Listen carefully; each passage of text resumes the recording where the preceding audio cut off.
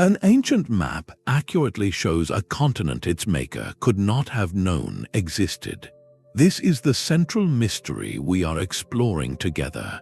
Across history, cartographers have drawn coastlines, islands, and entire landmasses that no explorer from their era had officially reached. These are not simple mistakes or wild guesses. They are potential windows into lost voyages, forgotten sources of knowledge, and connections between civilizations we never knew existed. By the end of our journey, you will see the story of human exploration in a completely new light, a narrative filled with gaps our history books have yet to explain. How could a 16th-century Turkish admiral draw the frozen coast of Antarctica centuries before its discovery? What secret knowledge did a French king's mapmaker possess about the Pacific Ocean?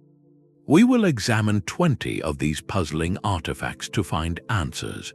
What does it mean when the past seems to know more about the world than it should?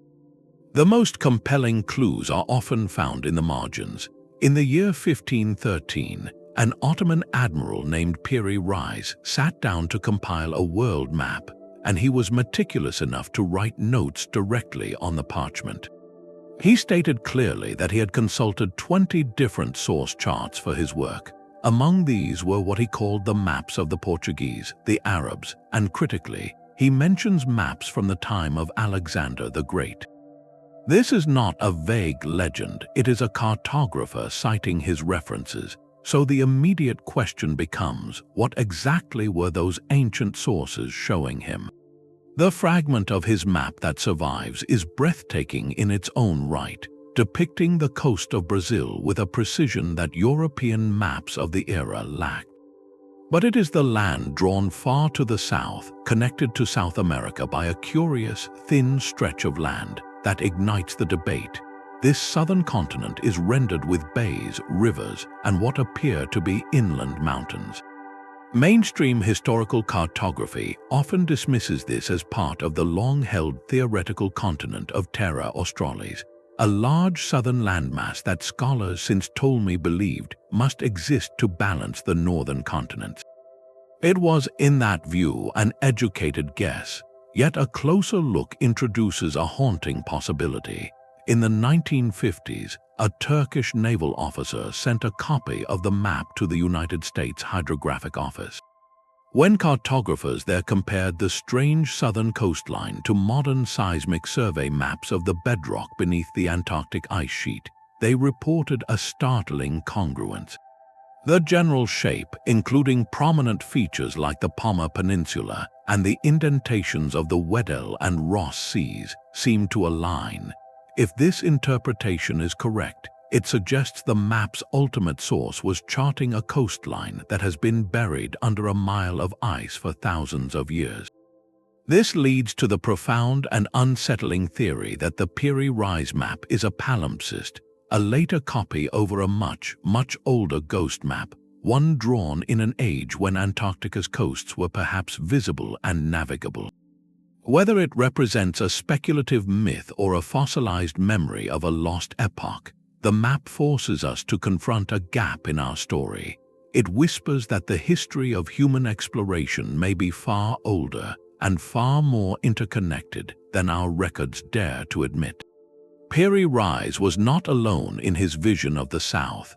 In 1531, a French mathematician and cartographer named Oronce Finé presented the world with a map of stunning elegance and confounding detail.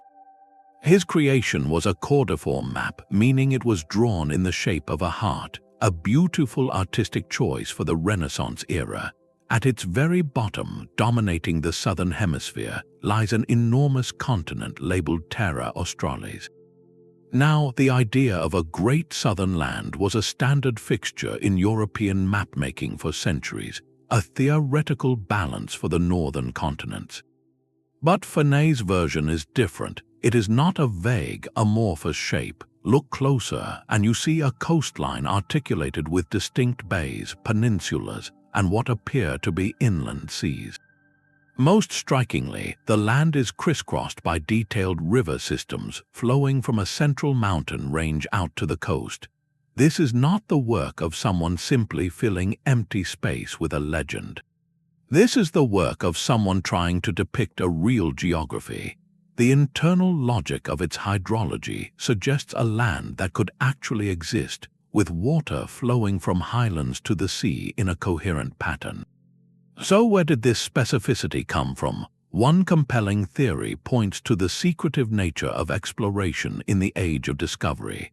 Portuguese and Spanish voyages were state secrets, their most accurate charts locked away in royal archives known as padros. Could Finé, a scholar connected to the French court, have glimpsed one of these stolen or leaked documents reporting a landfall far to the south? Perhaps a ship, blown off course, had glimpsed the icy peaks of the Antarctic peninsula, and its chart somehow filtered into the hands of a few intellectuals. Alternatively, Finé was a dedicated student of classical geography. He might have been meticulously reconstructing this southern continent from fragments of Greek and Roman texts, like those of Ptolemy, who argued for a large southern landmass to balance the world. He could have been applying pure mathematical theory and scholarly deduction to imagine its likely rivers and mountains, yet the haunting question remains. When modern researchers overlay the outline of Finé's Terra Australis with radar maps of the bedrock beneath the Antarctic ice, some see a resemblance that feels beyond coincidence. The general proportions, the placement of major features, it echoes in a way that theoretical land should not. This map, then, sits at a perfect crossroads. It is a masterpiece of Renaissance art and science, but it is also a permanent question mark. Is it the pinnacle of educated guesswork, a brilliant synthesis of everything a 16th-century scholar could possibly know? Or is it, like the ghost in the Piri Reis map, a faint but precise tracing of a much older truth, a coastline remembered or recorded from a time before the ice claimed it completely? Finé gives us no notes in the margin to answer this. He only gives us the shape and leaves us to wonder if it was born from his mind or from a memory he did not even know he was preserving. A map can be a powerful forgery and still tell a profound truth. In 1558, a Venetian nobleman named Niccolo Zeno published a map and a narrative that would send shockwaves through the world of exploration. He claimed it was based on the lost letters and charts of his ancestors, the Zeno brothers, who had sailed the North Atlantic in the 1300s, a full century before Columbus. The map he presented was a cartographic phantom, populated with lands that no modern sailor could find. There was Friesland, a sizable island south of Iceland. There was Icaria, named for the mythical Icarus, and most provocatively, there was Estatiland, a place described as a rich land far to the west, where the people had libraries and brewed beer. For generations, navigators actually searched for Friesland, and its persistent ghost on maps caused real ships to sail into empty seas. This alone would mark the Zeno map as a fascinating historical hoax. But the intrigue deepens when you look past these invented islands to the geography that is real. The map depicts Greenland with a startling and incorrect shape, showing it not as an island but as a long peninsula stretching from northern Europe.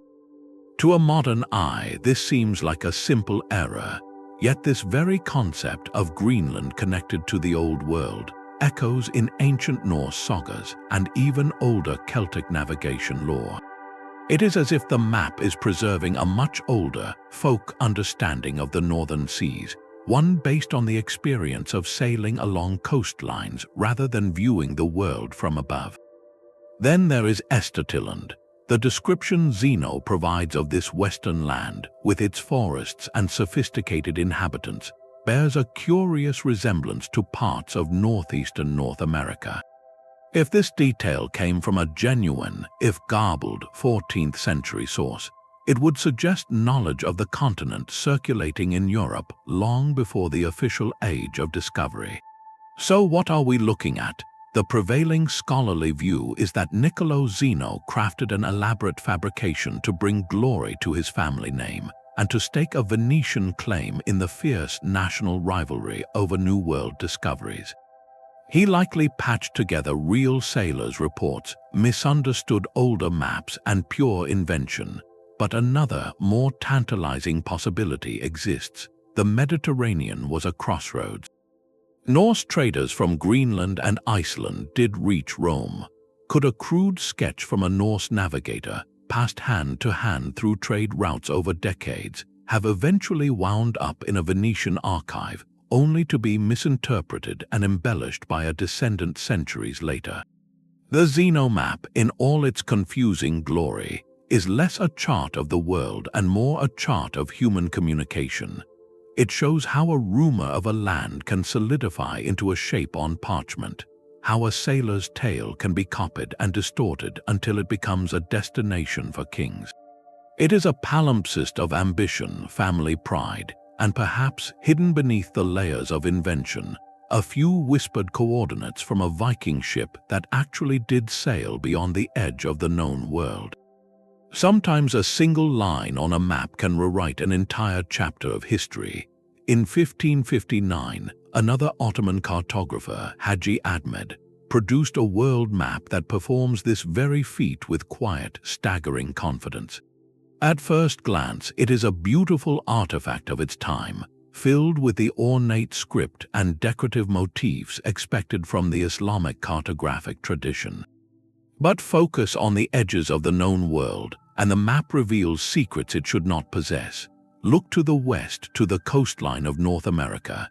Here, Hadji Ahmed draws California not as an island, a persistent and charming error that would plague European maps for another 200 years, but correctly as a peninsula.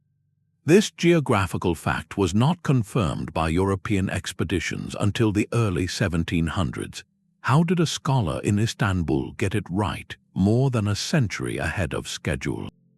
The mystery deepens dramatically when you shift your gaze to the far north. Between Asia and the American continent, Hadji Ahmed depicts a slender, unmistakable land bridge.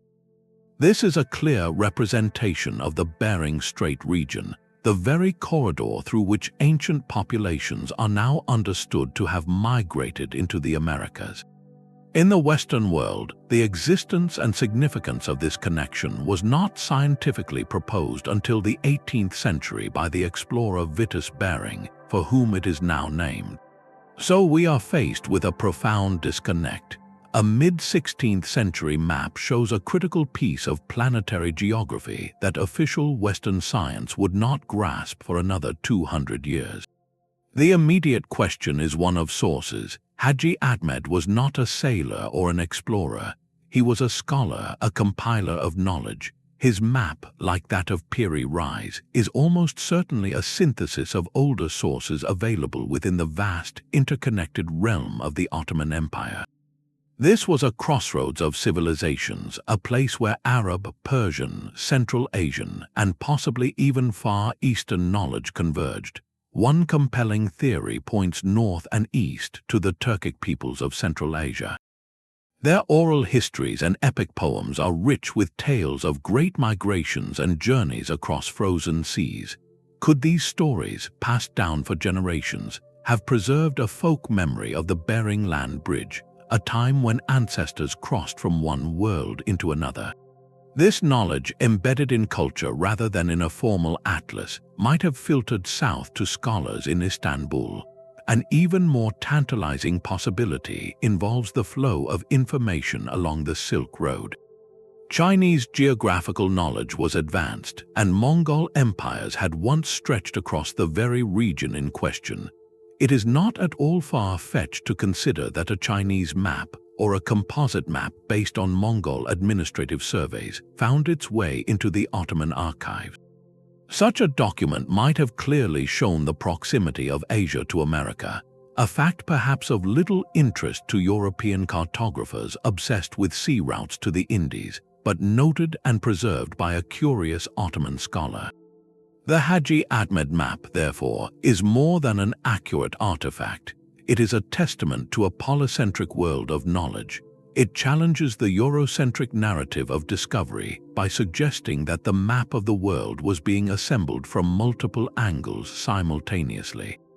While European ships were charting coastlines, other traditions were preserving different pieces of the puzzle, pieces drawn from ancient migrations, overland trade routes, and the collective memory of peoples who had lived near these geographical wonders for millennia. This map does not just show a land bridge, it itself is a bridge connecting different streams of human understanding that our conventional history has too often kept apart. Theoretical maps should not match reality with such chilling precision. In 1737, the French geographer Philippe Buache presented a map to the Academy of Sciences that remains one of the most baffling documents in all of cartographic history. It was a map of the southern hemisphere, and at its heart lay a detailed depiction of a continent called Terra Australe. Buache was a respected academic, a proponent of theoretical geography who believed the world's landmasses were arranged in symmetrical patterns. He presented this chart not as a record of discovery, but as a logical deduction, an educated guess about what must exist at the bottom of the world to balance the northern continents. On its surface, this was simply another iteration of the long-held idea of Terra Australis. But the devil, as they say, is in the details. Buache's southern continent is not a single, solid landmass. He drew it as two distinct, large islands, separated from each other by a wide, prominent body of water he labeled Merglacial or Glacial Sea. This was his theoretical prediction.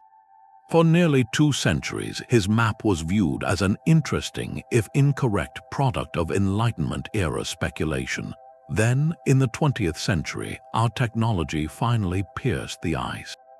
With seismic surveys and later satellite radar, we learned the true subglacial topography of Antarctica. The continent is, in fact, composed of 2 major geological entities. There is the single, vast bedrock mass of East Antarctica, and the fragmented archipelago of smaller landmasses that make up West Antarctica. Dividing these 2 regions is a massive, ice-filled depression, a deep rift basin that runs along the line of the Transantarctic Mountains. When you place Buache's map over this modern data, the correlation is not just close, it is structurally profound. His 2 large islands align almost perfectly with the 2 core landmasses. Most stunningly, his theoretical Merglacial, that sea of ice he drew between them, sits precisely where the real, miles-deep ice sheet now covers the dividing basin. The fit is so exact it defies simple explanation. Could this be the most spectacular coincidence in the history of geography? A man sitting in an 18th century Parisian academy, drawing shapes based purely on a theory of symmetry, somehow guessed the exact underlying structure of a continent buried under ice he never knew existed. The odds seem astronomically low. This forces the other, more haunting possibility back into the light. Philippe Buache was a compiler. In his own writings, he mentions studying the accounts and charts of earlier explorers. We know the maps of men like Oronce Finé and others were available in European archives. What if Buache was not just theorizing, but was unconsciously reconciling and tracing much older source material? What if those sources, perhaps dating back to a lost era of navigation, contained not just the coastline of Antarctica, but an understanding of its fundamental dual nature, a memory from a time when that central sea might have been open water or newly frozen? Buache's map stands as a permanent challenge to historians. It asks us where we draw the line between brilliant intuition and inherited memory, when a theoretical prediction matches hidden reality with near-perfect fidelity. It forces an uncomfortable question. Are we looking at a lucky guess from a clever mind, or are we looking at the faint, redrawn echo of a world map so ancient that its origins have been completely erased from history?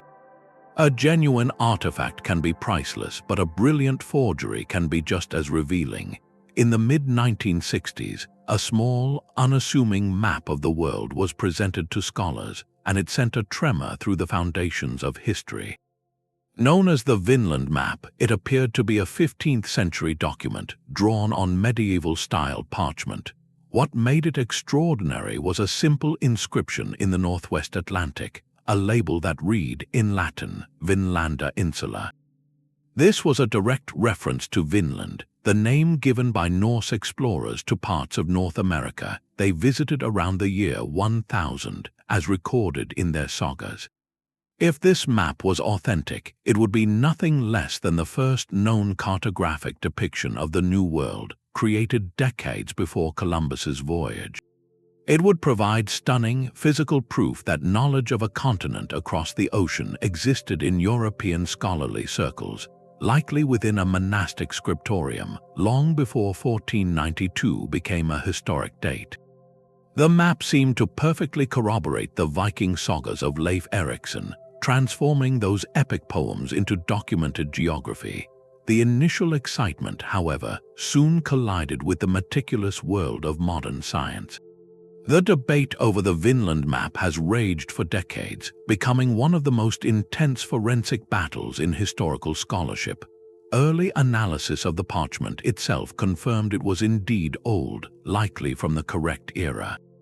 The problem lay in the ink. Advanced testing revealed the presence of a compound called anatase, a specific form of titanium dioxide.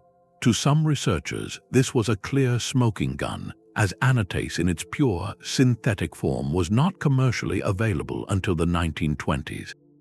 This suggested the ink, and therefore the map lines and text, were a modern addition to an old piece of parchment.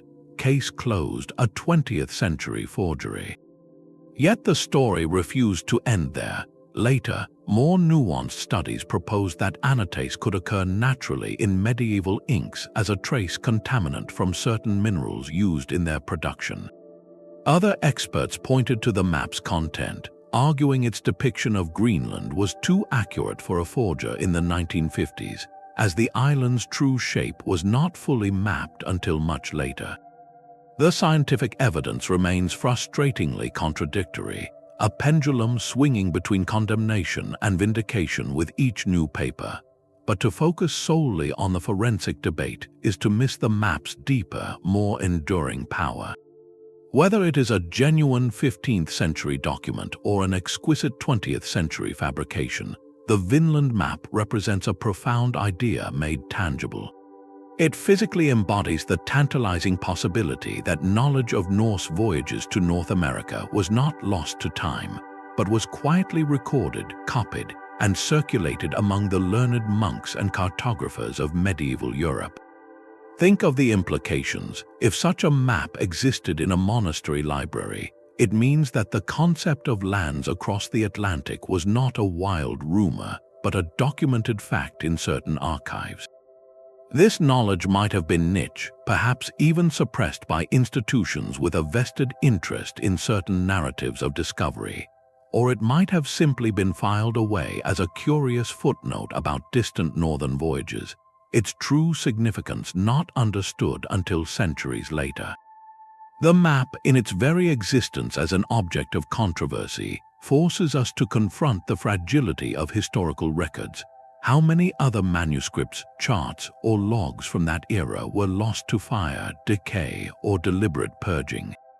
The Vinland map, real or not, stands as a permanent placeholder for all those missing documents, a ghost of the archive that whispers of alternate pathways of knowledge.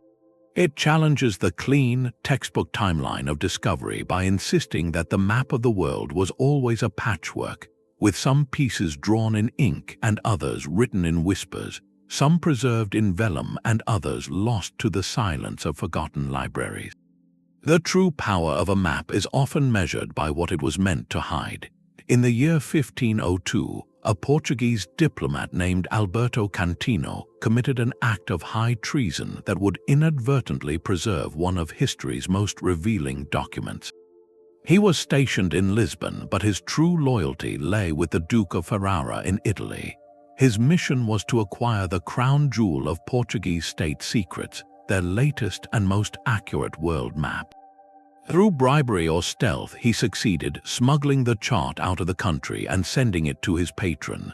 This stolen artifact, known forever as the Cantino Planisphere, is not just a map, it is a captured moment of geopolitical espionage, a snapshot of everything Portugal knew about the world and desperately wanted to keep to itself. Look at the western edge of the chart to the landmass labeled Terra del Brasil. The coastline is rendered with a startling specificity, featuring bays, river mouths, and promontories that a single, brief exploratory voyage could hardly have charted so thoroughly. This map was completed a mere 2 years after Pedro Alves Cabral's fleet officially made landfall in Brazil in 1500. Such rapid, detailed cartography suggests a far deeper background. Historians now widely believe the Portuguese had been conducting clandestine reconnaissance missions along that coast for years, perhaps even decades, before making any public claim. They were quietly assembling the puzzle, ensuring their legal and commercial advantage was absolute before revealing their hand to rival Spanish eyes. But the secrets embedded in the vellum may run even deeper than state-sponsored secrecy. The intricate rendering of the Brazilian bulge shows an intimate familiarity with the land that goes beyond what European sailors could have quickly surveyed from their ships. This suggests another, often overlooked source of knowledge, the indigenous peoples themselves. Encounters at sea or along the shore would have allowed for the exchange of information, with Tupi-Guarani guides perhaps sketching outlines in the sand or describing the lay of the land through gesture and translation. Their mental maps of the coastline, honed over generations, could have been rapidly assimilated by the Portuguese cartographers waiting aboard ship. Furthermore, the ghost of earlier voyages haunts this chart. Was some of this coastal data pieced together from even older, now vanished sources? Arab traders, masters of the Indian Ocean, had sailing techniques capable of crossing the Atlantic. Could a lone dhow, blown off course, have made landfall and its logbook, or a story passed through ports, eventually filtered into Lisbon?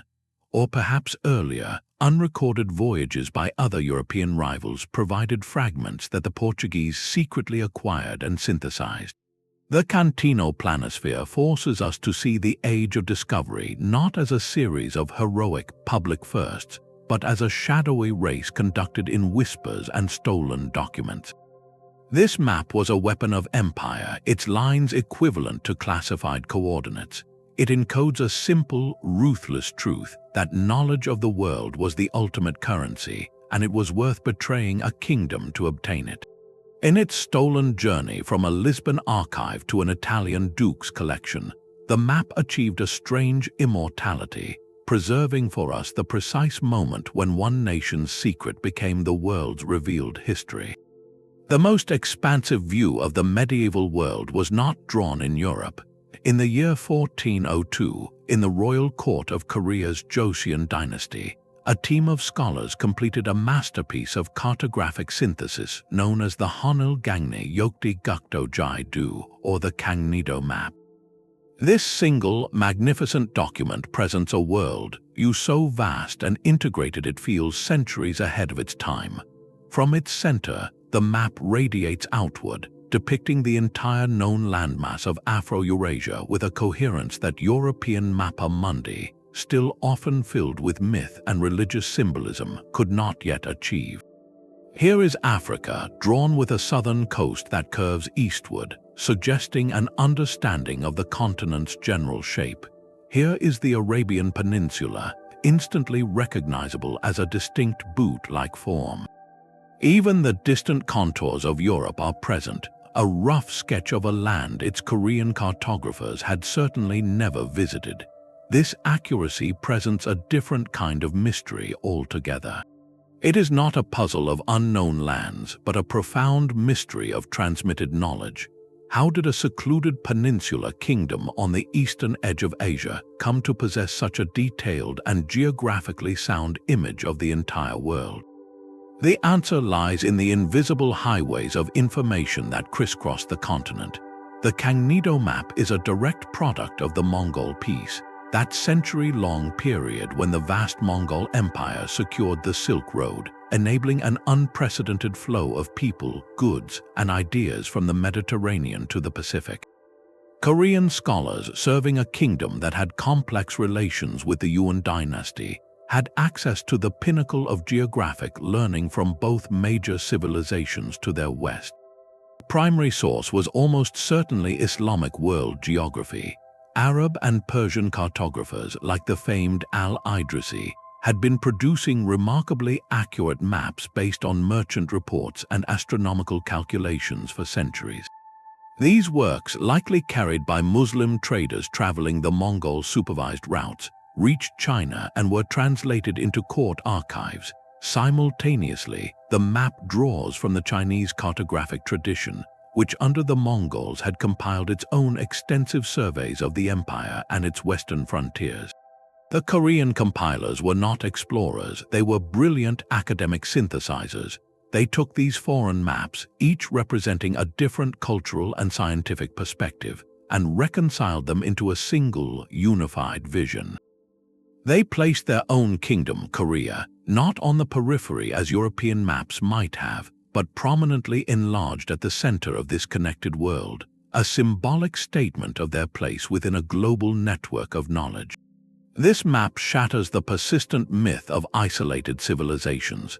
It proves that a sophisticated, intercontinental understanding of world geography was not a European invention of the age of exploration, but was already being curated, debated, and drawn in royal libraries on the other side of the planet. The Kangnido map is a quiet testament to a forgotten era of globalization, a snapshot of a world that was connected through trade and scholarship long before ships ever sailed around the Cape of Good Hope.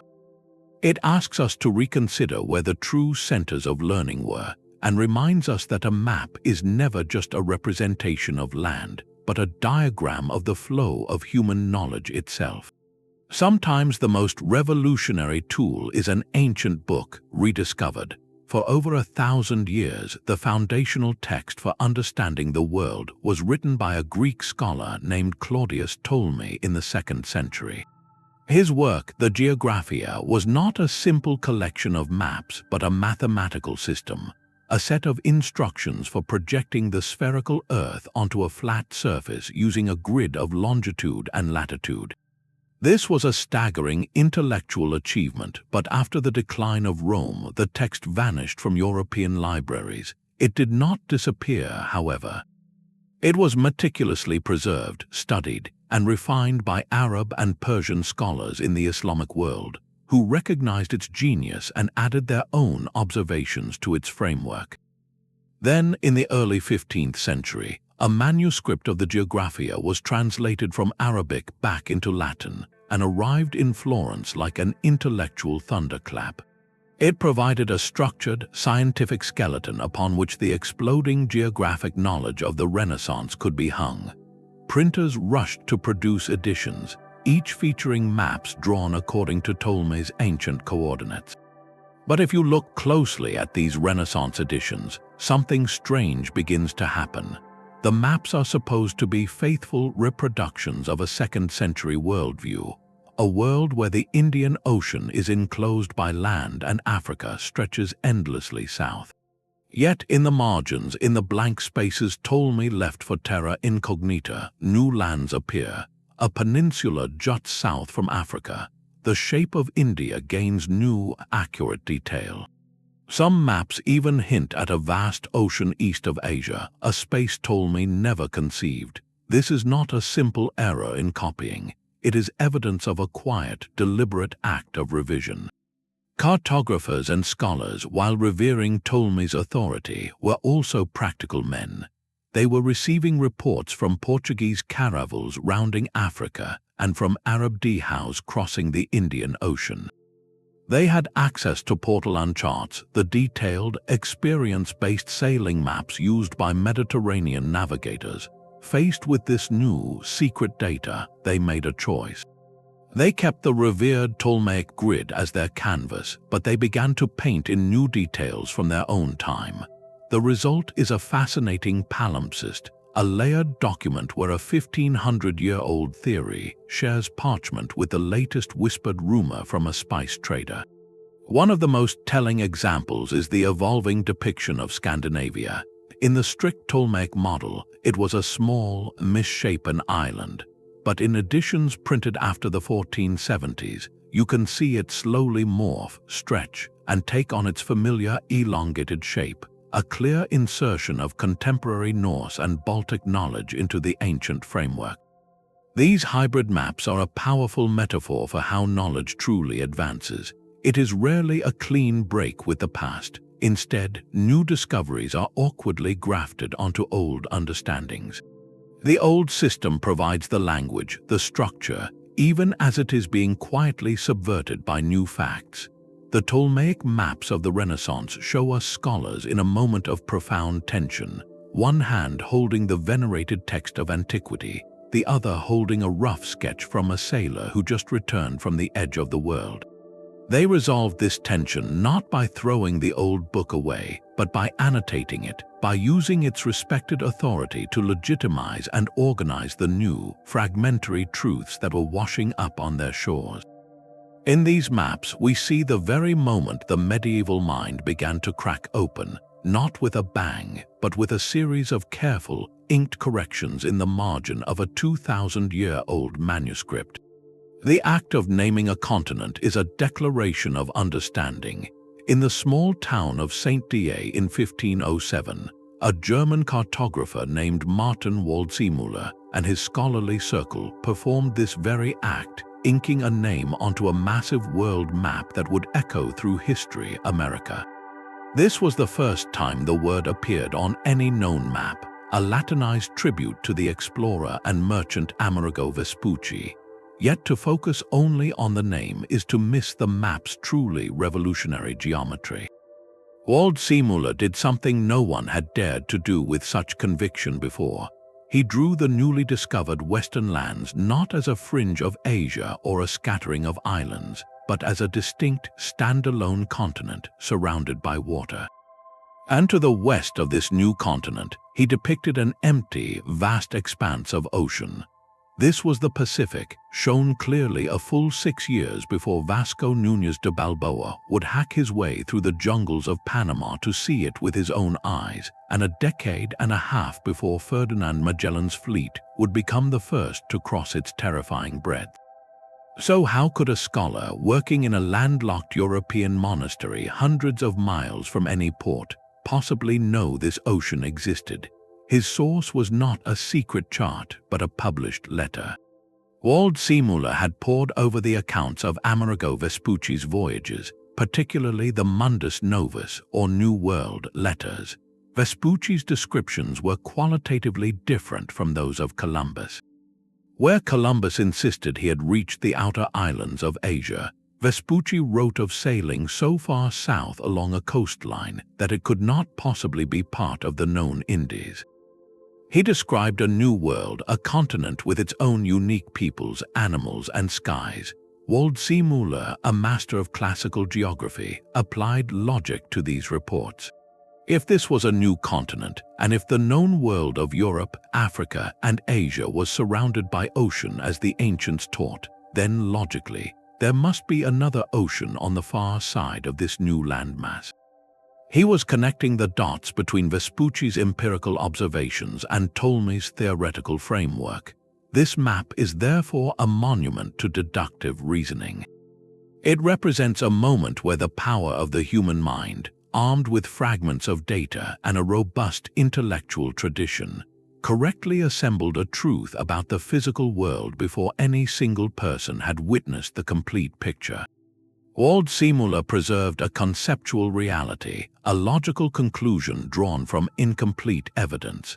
Ironically, he later had doubts, and in subsequent maps he retreated from this bold vision, reattaching the new world to Asia. But that first, glorious map of 1507 stands as a testament to a fleeting moment of perfect intellectual courage, when a cartographer, through sheer force of analysis, saw the true shape of the world more clearly than the explorers who were actually there. While scholars debated the shape of continents in their libraries, A different kind of mapmaker was at work in the ports, drawing charts not of ideas but of immediate, life-saving reality. The Portolan chart is a masterpiece of practical necessity. Unroll one, and you are struck not by mythical beasts or religious iconography, but by a stark, clean web of information. The coastlines of the Mediterranean are rendered with a fidelity that feels shockingly modern, each bay, headland, and river mouth etched with meticulous care. Radiating from central points are networks of straight lines, called room lines, a grid of constant compass bearings that a navigator could follow from port to port. These were not maps for contemplation, they were tools for survival, drawn on sheepskin for durability against salt spray and rough hands. Their sudden appearance in the 13th century presents one of cartography's most elegant puzzles. They arrive fully formed with a sophisticated technical vocabulary and a consistent style, as if someone had simply opened a vault and released a complete system of mapping into the world. There are no crude, experimental predecessors in the archives. This suggests they are not an invention of the late medieval period, but the sudden surfacing of a much older tradition. One compelling theory points to the classical world. The Romans, and before them the legendary Phoenicians, were master sailors of this inland sea. They certainly possessed written sailing directions called peripli, which listed ports, landmarks, and approximate distances. It is not difficult to imagine that the core data of the Portolans, the sequence of harbors and the profile of the shores, originated in these ancient logs.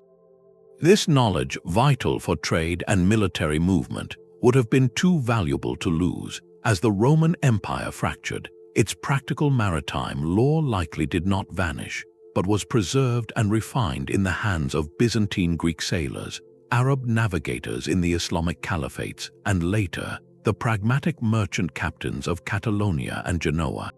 Each generation would have added its own corrections and expansions, passing down this cumulative wisdom within closed guilds, from master to apprentice, often through oral recitation and memory. This was a living geography, constantly updated by the very men who risked their lives upon it. The later evolution of these charts reveals the expanding reach of this secretive knowledge.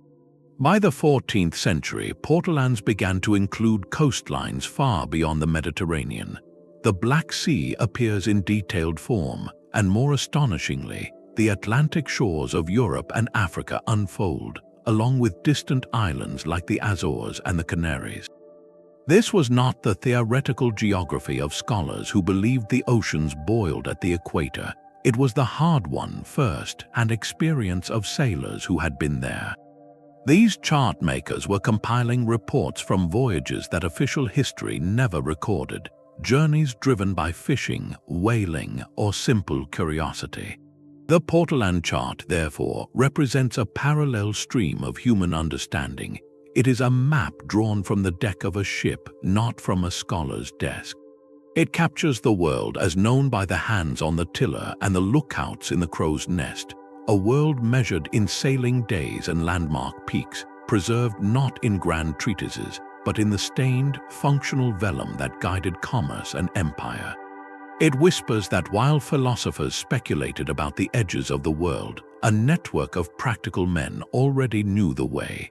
A map is a conversation between the known and the unknown. In the royal court of Palermo in the year 1154, a remarkable dialogue was taking place between an Arab geographer and a Norman Christian king. Muhammad Al-Idrisi, a scholar born in North Africa and educated in Cordoba, had been summoned by King Roger II of Sicily, a ruler fascinated by the world beyond his island kingdom. For 15 years, they collaborated on a project of staggering ambition to create a complete description of the known world. The result was not a single map, but a massive silver planisphere, a disk of precious metal engraved with the continents, and an accompanying book with the poetic title, The Recreation of Him Who Longs to Traverse the Horizons. Together, they are known as the Tabula Rogeriana, and they represent a zenith of medieval science, a world assembled entirely from second-hand reports. Al-Idrisi himself was not a great traveler in the mold of Ibn Battuta. He was instead the ultimate compiler and verifier. King Roger established what we might think of as the world's first formal geographic research institute, funding a systematic process to gather data. Agents were sent to ports and caravan stops to interview merchants, sailors, and pilgrims returning from distant journeys. Every traveler who passed through Sicily, a crossroads of the Mediterranean, became a potential source. Al-Idrisi and his team would cross-reference these testimonies, comparing distances, checking descriptions of cities against other accounts, and resolving contradictions. They consulted earlier Greek texts like Ptolemy's Geographia, which had been preserved and expanded upon by Islamic scholars, and they integrated the latest knowledge from Arab navigators who sailed the Indian Ocean and overland traders who followed the Silk Road into Central Asia. The world that emerged on that silver disk was astonishing in its scope and its reasoned accuracy. It stretched from the Atlantic coasts of Europe and Africa in the west to the distant lands of Southeast Asia in the east. It depicted the sources of the Nile with a clarity that would elude European maps for centuries, and it showed the river systems of Europe with a logic born of careful reporting. While it does not show a phantom continent or an impossible coastline, its power lies in its synthesis. It proves that a nearly complete and coherent picture of the Afro-Eurasian landmass could be constructed in one place by one team without any member ever leaving the workshop. This was a map built from 1,000 fragments of spoken testimony, woven together by scholarly rigor and royal patronage. The Tabula Rogeriana is a powerful testament to the flow of knowledge across what we often imagine were impenetrable boundaries. Here was a Muslim scholar serving a Christian king in a Norman court on a Mediterranean island, using methods developed in Baghdad and data gathered from Buddhist pilgrims and Jewish merchants to create a work for the Latin-speaking world. It stands as a quiet rebuke to the idea of isolated civilizations. It demonstrates that curiosity about our world can be a universal language, and that a comprehensive understanding is not the product of one culture's exploration, but the collective inheritance of all who dare to ask questions and listen to the answers brought back from the horizon. A circular map from Venice holds the world in perfect, puzzling geometry. In the early 1400s, a cartographer named Albertin de Verga produced a work that defied the conventions of its time, not drawn on a rectangular sheet but crafted as a perfect circle, a tondo that framed the known continents within a single harmonious disk. This is the de Verga World Map, a beautiful artifact that feels both deeply medieval and curiously forward-looking. Its circular form was itself a philosophical statement, echoing the ancient belief in the perfection of the sphere and the divine order of creation. Yet within this traditional frame, de Verga began to plot details that strained against the old cosmic certainties. Look toward Asia, and you see the influence of a single transformative source, the travelogue of Marco Polo. Here are place names and descriptions that had filtered back to Europe over a century earlier, now tentatively given shape on parchment. The Indian Ocean stretches open, not enclosed by land as Ptolemy had decreed, but vast and navigable.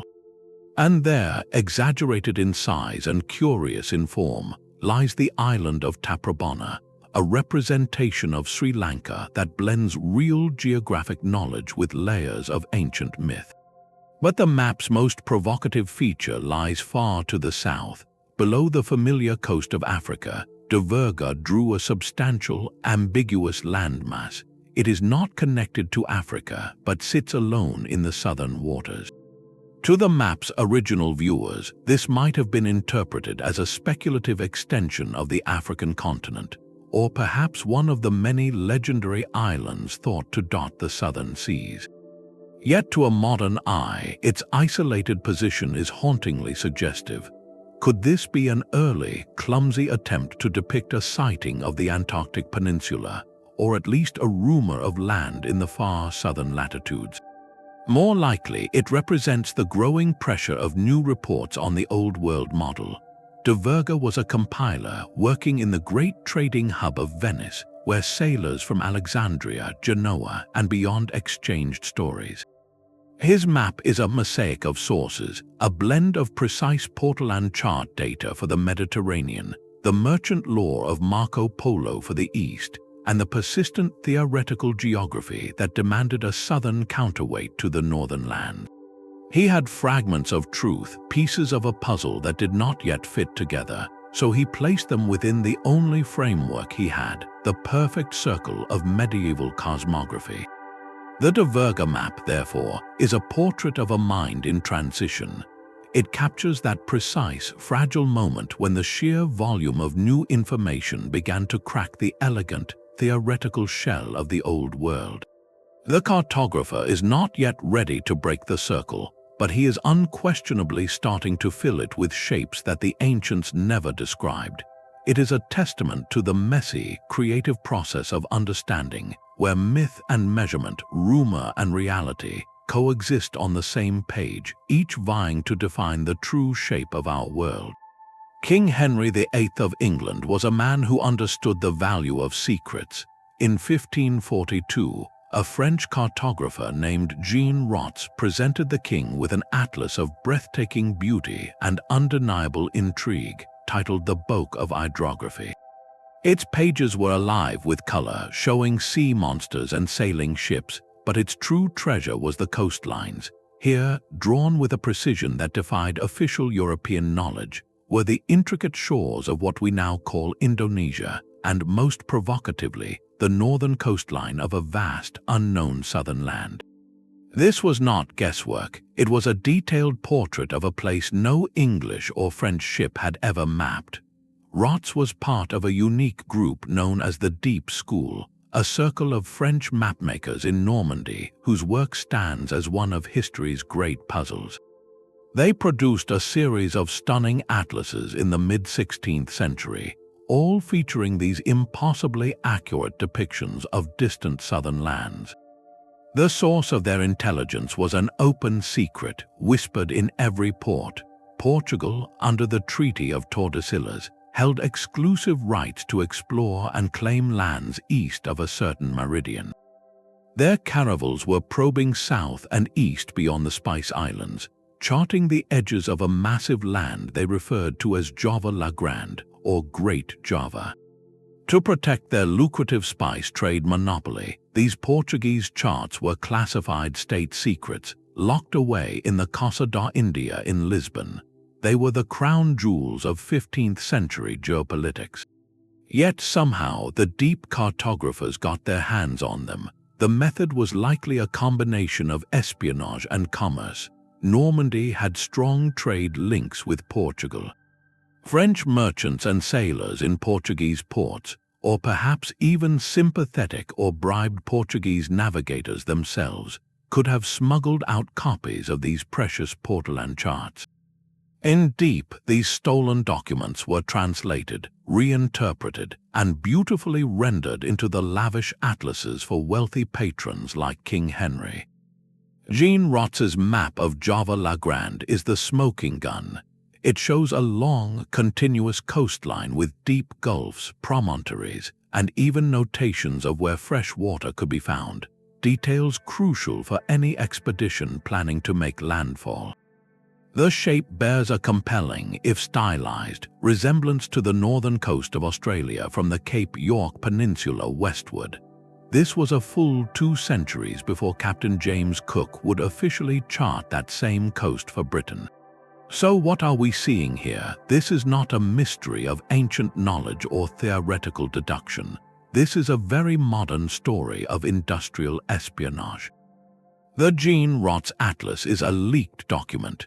It preserves in magnificent color the confidential discoveries of one nation, illegally acquired and published by the rivals who were desperate to catch up. Every bay and river mouth drawn on that parchment represents a Portuguese state secret, now offered as a gift to an English king. It proves that the map of the world was being shaped not just by courage on the high seas, but by stealth in shadowy port cities and the quiet treason of men who understood that a line on a secret chart was worth more than gold. In this act of cartographic theft, the Deep School performed an accidental service for history. They saved from obscurity a snapshot of exploration that Portugal intended to keep hidden, giving us undeniable evidence that European eyes, even if only through stolen glances, had seen the outline of a continent long before history was ready to admit it. The Miller Atlas was intended to be the ultimate state secret. Created in 1519 for King Manuel I of Portugal, this lavish collection of maps arrived at a pivotal moment in history, the very year Ferdinand Magellan set sail on a voyage that would ultimately prove the world was connected by a single, navigable ocean.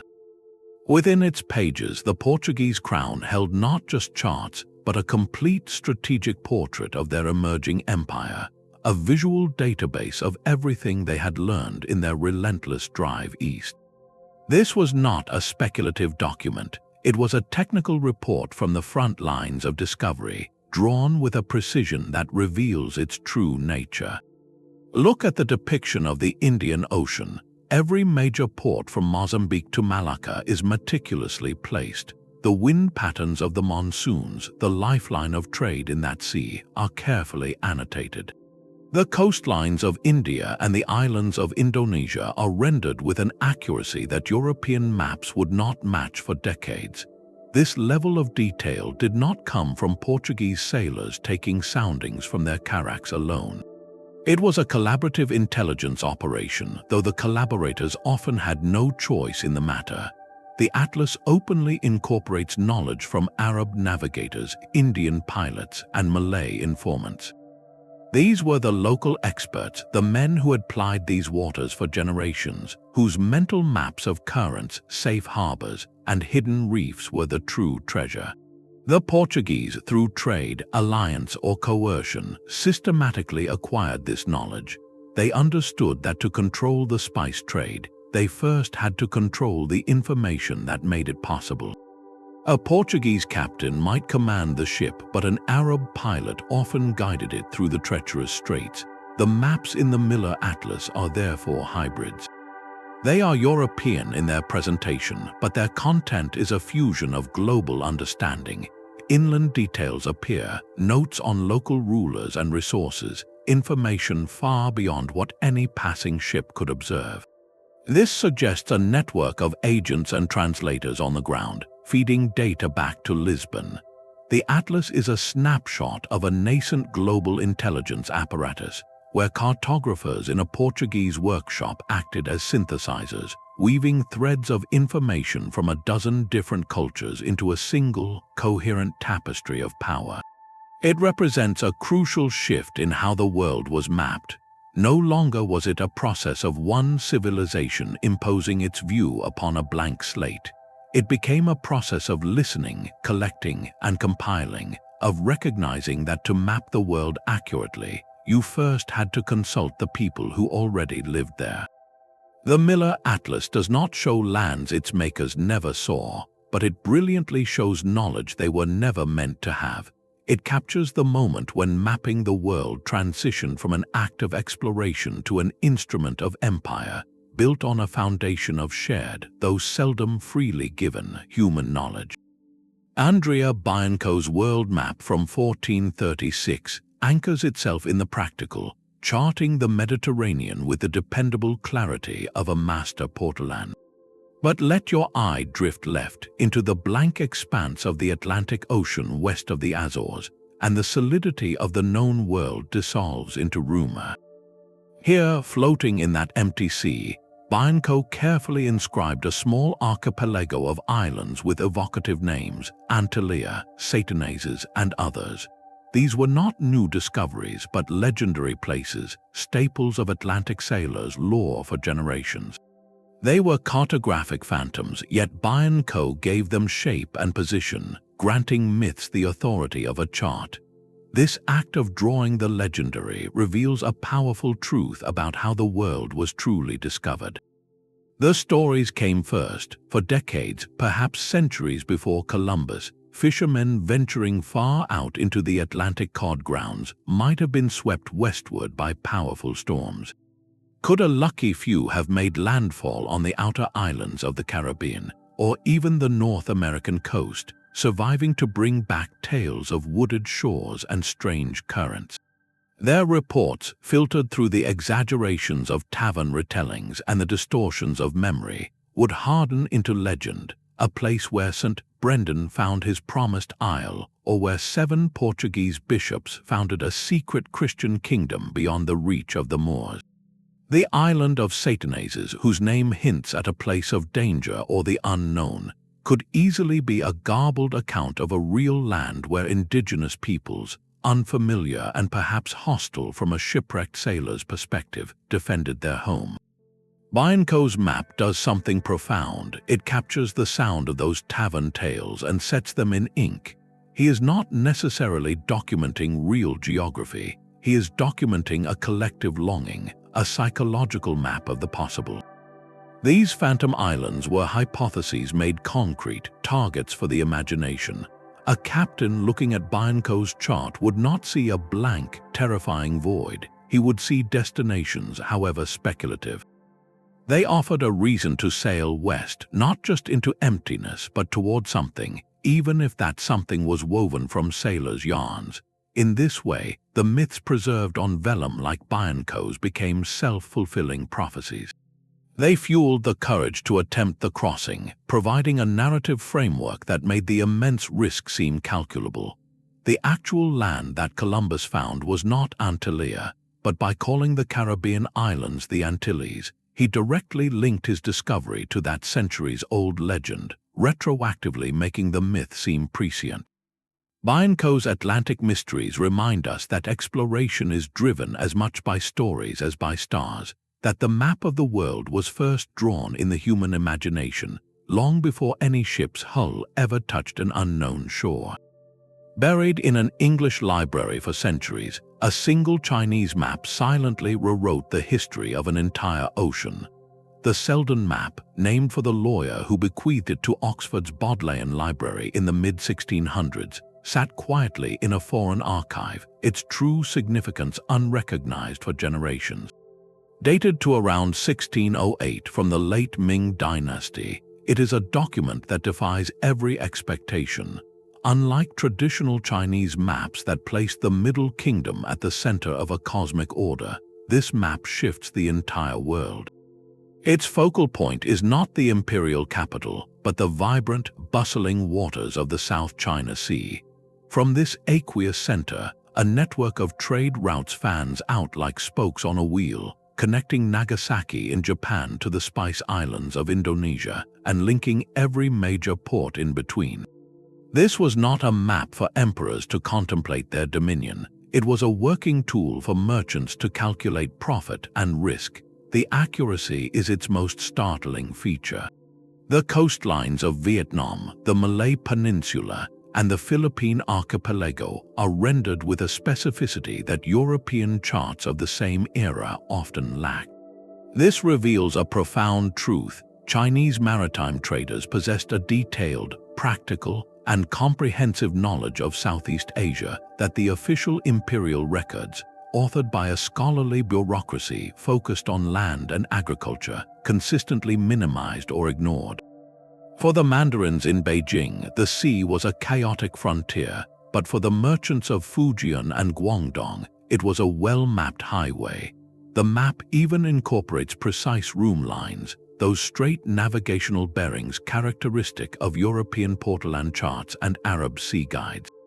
This indicates a remarkable synthesis. Chinese cartographers were actively adopting and integrating the most advanced navigational techniques from whatever source they could find, creating a hybrid system for a globalized trade network.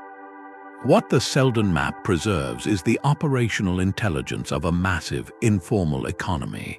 It charts the journeys of private junks carrying porcelain, silk, and silver, voyages that were the lifeblood of regional commerce but often operated in the shadow of official disdain. Each inked route represents a captain's memory of currents, a trader's negotiation in a foreign port, a shared understanding between cultures that thrived on exchange. This was knowledge passed not in imperial academies but on crowded docks and in the cabins of ships. The map is, in essence, a preserved secret of commerce. It shows a connected, interdependent Asian world that the land-focused scholars in the Forbidden City may have officially chosen to overlook, but that the merchants navigating its waters understood with intimate clarity. In its pragmatic lines, we see the true shape of early modern Asia, not as a collection of isolated kingdoms under heaven's gaze, but as a dynamic, pulsating network of water and wind, drawn by the hands of those who knew its value lay not in conquest, but in connection.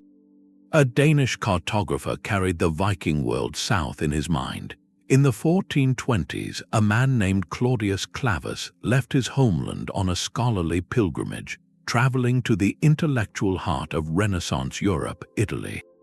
He arrived with a unique treasure, not gold or jewels, but a mental atlas of the frozen north, a geography completely absent from the revered maps of Ptolemy that Italian humanists were so diligently studying. Clavus set to work creating new maps designed to update the ancient Greek master's vision. What he drew was revolutionary. For the first time within the formal Mediterranean cartographic tradition, the North Atlantic took on a real and startling shape. Here was Scandinavia not as a vague island, but as a recognizable peninsula. And here, far out in the Western Ocean, was Greenland, depicted with an uncanny accuracy, its icy mass rendered as a distinct landmass with a long, eastern coastline. This was not a guess. Clavus was channeling a knowledge stream that had flowed for centuries in complete isolation from the scholars of the South. His source was the Norse. For over 400 years, Viking settlers had lived in Greenland, farming its fjords and sailing its treacherous waters. They had explored the coasts of North America, which they called Vinland, and they had meticulously recorded this hard-won geography in practical sailing directions known as rutters, and likely in maps held within the scriptoriums of remote Icelandic monasteries. This was living, practical knowledge passed from pilot to pilot, from one generation of settlers to the next. Claudius Clavus, a Dane, had somehow accessed this guarded northern archive. Perhaps he visited Iceland himself, or more likely, he consulted with Norse scholars or studied their documents that had made their way to Danish royal collections. He became a conduit, a single human pipeline connecting two separate worlds of understanding. His pen transferred the empirical data of Viking sailors, men who navigated by seabirds and whale paths, directly onto the geometric grids of Renaissance Italy. This injection of Norse truth happened at the perfect historical moment, just decades before Christopher Columbus would plead his case before the monarchs of Spain. It means that on the eve of the so-called Age of Discovery, the most advanced geographers in Europe had, right in front of them, concrete evidence of lands across the Atlantic. They had a map showing Greenland, and by extension, it hinted at lands even farther west. Yet this knowledge remained curiously inert, a footnote in a manuscript rather than a call to action. The story of Claudius Clavus reveals a profound truth about how knowledge travels. A fact can exist for centuries, known intimately by one community, yet remain invisible to the wider world until a single individual, standing at the right crossroads, decides to translate it. He preserved not just coastlines but the entire legacy of Norse exploration, saving it from the slow fade of memory and grafting it permanently onto the map of the world. His work is a quiet monument to all the isolated pockets of human discovery that history almost forgot, reminding us that our global understanding is always a mosaic, waiting for the right hand to piece it together. 3,000 years ago, a royal scribe in Egypt dipped his reed pen and began to draw not a story of gods, but a set of instructions for finding treasure. The Turin papyrus map, created around the year 1150 before the Common Era for the reign of Ramesses IV, is a startlingly modern document. Cracked and fragmented, it survives as the world's oldest known topographical map, a practical guide to a region of the eastern desert rich with gold mines and stone quarries. This is not a symbolic representation of the cosmos, it is a working blueprint.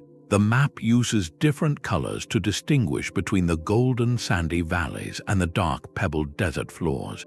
It charts the winding routes through dry riverbeds, marks the locations of mining settlements and water sources, and even notes the distances between them in a unit of measurement. It is, in essence, a geological survey and a logistics manual combined on a single sheet of papyrus. Its existence is a quiet revolution. It proves that the technical skill of accurate, scaled cartography for purely practical purposes was not a Renaissance invention, but a fully developed science in the ancient world over 3 millennia ago. The Egyptian surveyors who created this map were thinking empirically. They were observing the land, measuring it, and translating it into a visual guide that could be reliably followed by an expedition, ensuring the efficient extraction of resources that fueled a pharaoh's ambitions. This precise, grounded approach forces a profound shift in our perspective. If the ancient Egyptians possessed this sophisticated cartographic capability for navigating the harsh, featureless desert, what might they, or their brilliant contemporaries across the Mediterranean, have been capable of mapping on the open sea? Consider the Minoans of Crete, whose frescoes show sleek ships sailing between islands, or the Phoenicians, legendary navigators who supposedly circumnavigated Africa. We have no surviving sea charts from these civilizations, their records lost to time, fire, or the damp rot of wooden ships. But the Turin papyrus stands as a precedent, a surviving data point that hints at a much larger, now vanished body of knowledge. It demonstrates that the intellectual framework for accurate mapping absolutely existed. The leap from charting a desert wadi to charting a coastline is not a leap of imagination, but one of application. A society that could produce this map for finding gold in the hills logically possessed the same skills to produce maps for finding safe harbors across the wide dark sea. So we are left with a haunting, open-ended question. This papyrus is a single survivor, a fragment that made it through the millennia by chance. How many other maps drawn on similar fragile sheets once lay in the archives of Thebes or in the harbormaster's office in ancient Tyre? Maps that may have recorded the contours of coastlines we now attribute to later discoverers. The Turin map does not show a phantom continent, but it does something perhaps more important. It provides the foundational proof that the ancient world was fully equipped to make one. It turns the question from a speculative what if into a logistical how. We now know they had the tools, the methods, and the need. The only thing missing is the documents themselves, leaving us to wonder what secrets were drawn on papyrus that the sea or the sands of time ultimately reclaimed. The final piece of our puzzle arrives not with a legend of lost continents, but with the quiet confidence of a master craftsman. In the year 1339, a cartographer named Angelino Dolcet, working on the island of Majorca, produced a Portolan chart that quietly redefines our understanding of medieval seafaring. At first glance, it follows the familiar format, a practical web of room lines centered on the Mediterranean. But then it does something extraordinary. It pushes westward, mapping the Atlantic coasts of Europe and North Africa with a detail that feels almost anachronistic. The British Isles are not vague, mythical shapes, but clearly defined landmasses with Scotland, Ireland, and England each possessing a recognizable silhouette and a network of labeled ports.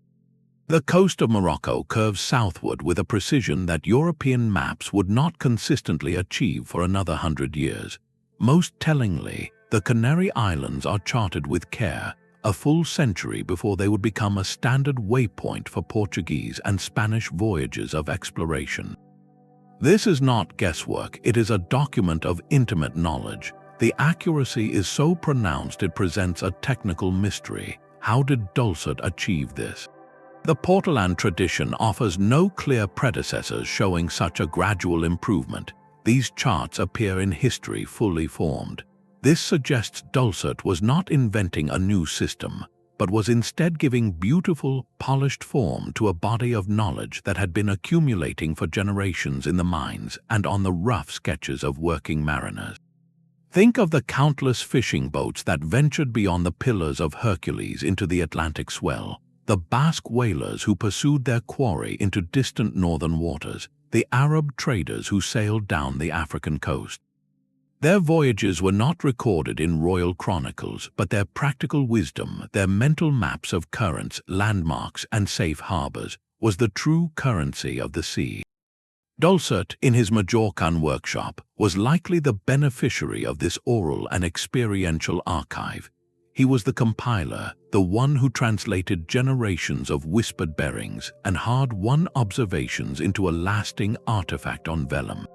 His chart, therefore, is a bridge between two worlds. It is the moment when the sailor's secret knowledge, passed from father to son on the rolling deck of a ship, finally stepped ashore and was immortalized by the scholar's pen. It proves that the map of the world was being written in two languages simultaneously. The theoretical language of latitude and longitude debated in universities, and the urgent, practical language of survival used by those who actually braved the horizon.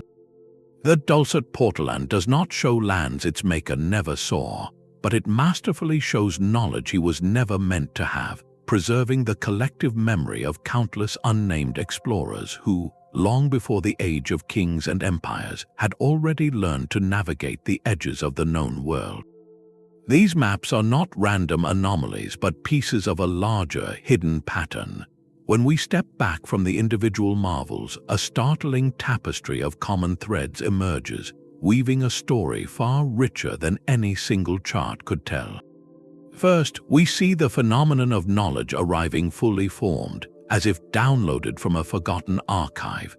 The Portolan charts of the Mediterranean appear in the 13th century with no crude prototypes, displaying a technical maturity that implies centuries of prior refinement now lost to us.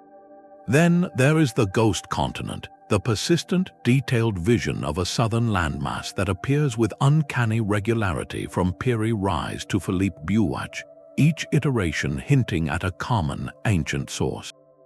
We find accurate geographical truths embedded where they should not be, like the Bering land bridge on a 16th century Ottoman map, or the Pacific Ocean on a map drawn years before any European laid eyes on it. And repeatedly, we witness the clandestine machinery of knowledge transfer, from the stolen Portuguese secrets in the deep atlases to the synthesized global vision of the Korean Kangnido map. These are not isolated curiosities, they are signals. Together, they form a compelling argument that our tidy, linear timeline of exploration, the one that marches steadily from Ptolemy to Columbus to Cook, is fundamentally incomplete. It is a narrative built on the documents that survived, not on the journeys that were taken. The patterns point instead to a more dynamic, cyclical rhythm in human history. They suggest episodes of profound global connection, windows of time when the world shrank not through technology as we know it, but through extraordinary human endeavor. Imagine the warm centuries of the Roman era, when grain ships from Alexandria regularly braved the Indian Ocean, and their logs may have charted coasts from Africa to India. Consider the Mongol Empire, whose secured Silk Road did not just move silk and spices, but allowed a Korean mapmaker to accurately draw the shape of Europe and Africa. Or ponder the vast, unrecorded networks of ancient mariners, Polynesian, Phoenician, Arab, and Norse, whose mental maps of oceans and islands were the original internet, transmitting data across generations through story and star path. In these windows, geographical knowledge could flow, be compiled in great libraries like Alexandria or Baghdad, and create a near-complete picture of the world. Then the window closes, empires fall, trade routes collapse, libraries burn. That hard-won global understanding fragments.